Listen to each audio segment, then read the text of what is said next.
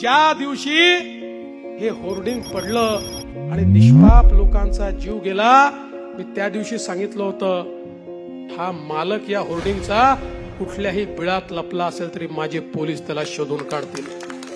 आणि आज शोधून काढलंय आणि आता त्यांचा पर्दाफाश झालेला आहे. सगळ्या परवानग्या आणि बेकायदेशीर परवानग्या त्या ठिकाणी उद्धव ठाकरेजींच्या सरकारने दिलेल्या आहेत. आणि बंधू भगिनींनो, 140 बाय 120 होर्डिंग, कुठल्याही नियम नाही, कुठल्याही परवानग्या नाही, थेट त्या ठिकाणी लावलं आणि त्याला तुम्ही लीज देता, त्याला तुम्ही सगळ्या मान्यता देता. आज खऱ्या अर्थानं हा ऍक्सिडेंट नाही आहे, याला ऍक्सिडेंट नाही म्हणतायत.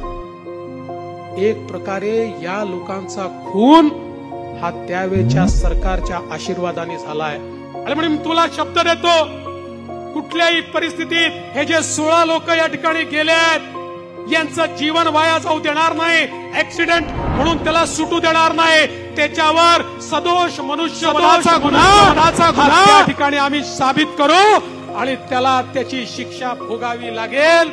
लोकांचं जीवन उद्धव ठाकरेंना स्वस्त वाटत असेल, आम्हाला वाटत नाही.